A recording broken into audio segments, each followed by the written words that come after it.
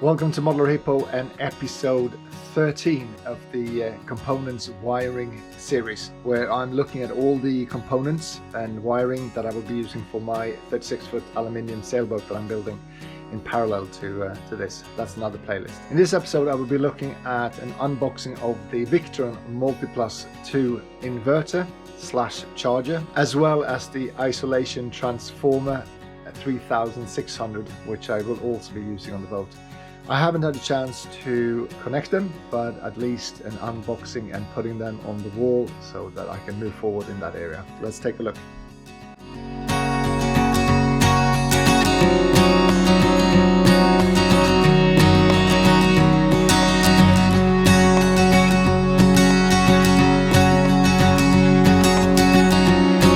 Okay, so the Victron MultiPlus II 5000 watts has arrived. I think I've underestimated the weight of this because it's very heavy. Didn't realize how heavy it would be.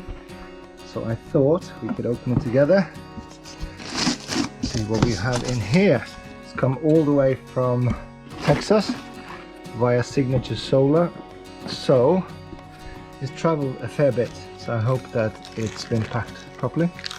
So we have an instruction manual, we have some cables, a plate, and I guess that's the plate you will then mount to the wall so you can sit on something. And then we have the MultiPlus itself. So it's a beast. So what I'm going to do, I'm going to turn the camera off and get this up on the bench so we can see how it looks. Ta-da!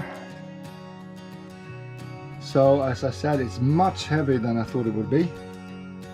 It looks like it's in good nick from the outside. I can't see any bumps or scratches, or the box was quite intact as well, so that's a good sign. I am going to screw this onto the board and then we can see if we can hang it up and clear up some space. So that is the locking mechanism as and when this is screwed to a plate, so you can see how it fits in there. So that will be the back plate. So I'll sort that out now.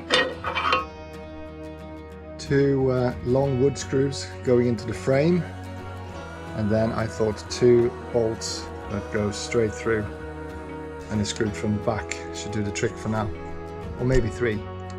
Okay, I trust this now because these go straight through with big brackets on the back side or on the rear, and this is screwed into the wood, but this one looks a little bit flexible and it's so heavy I need to secure this somehow. Don't worry about this side, and that's just pushing against the wall, so that should be good. But definitely, maybe it'll be fine. I'll try it. Don't want to risk it, so I decided to put a plastic heavy-duty band connected to the railing here. Ta-da! So now when it's up, you just need to connect it. The first thing I want to do, and this is connected to the battery, is that I want to fill a scuba tank via the electric compressor to see how much energy that takes and how that works as well. And then obviously I would love to do a test to run the motor directly from the inverter. Maybe that's not a good idea, but I have to research that.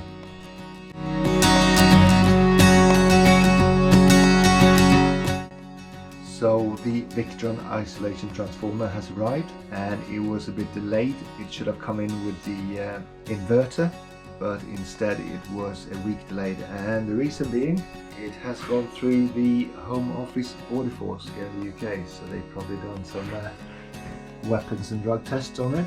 So hopefully they haven't done any drilling into the actual unit, but I guess we'll find out when we open this.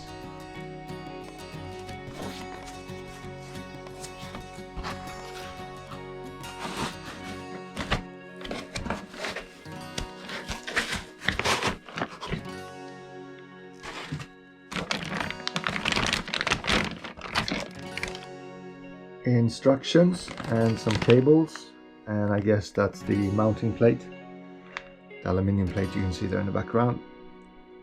So from a quick look, it doesn't look damaged, but I'm pretty sure that here we go. So these screws are still unscrewed, So I'm assuming that I've taken the whole thing apart and just checked inside and then put it back together again. So I probably need to check these screws all around to make sure that they're tight. And if the unit isn't working, I guess we know why. Okay, so we have the isolation transformer in the work unit. And I think a good start is to put it on the board. So I'm going to stick it here. I would have liked it to be on the left side and the inverter on the right side, so you could follow the flow of electricity coming in from the left and then go to the right, but it doesn't really matter. So let's start by using this bracket that came with it, and we'll stick that here and we should be able to mount it on the wall. So I've screwed these two straight into the wood frame, and now I just need two that goes through this thin back plate here, or three, to make sure that it's secured. So now it is up for testing. I hope it will stay up because this board is quite thin. The frame is quite fragile and this is very heavy. So, but at least I should have something to work with. Next we can attach this shore power inlet socket somewhere here, or maybe down here somewhere, so that we can then connect it to the cable and connect the cable to the mains. And we can then pretend that we're in a marina and see what happens when all the electricity comes in.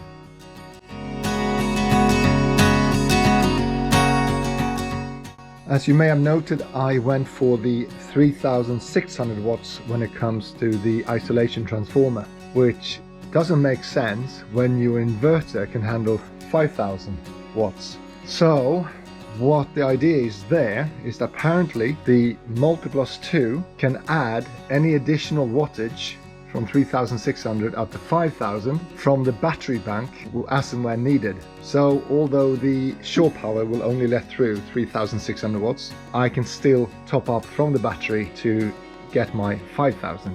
So I haven't read up on that yet, but that's an interesting feature, and that kind of explains why I've gone for the 3600. Thank you for watching episode 13 of this cabling, wiring, components playlist. It's slowly moving forward. If you are new to this channel, please know there's other playlists for the actual boat build itself up here somewhere, as well as the motor build for the electrical motor that I will be using for this boat. So as usual, any comments, any concerns, stick them in the comments, and I'll see you next time. Take care.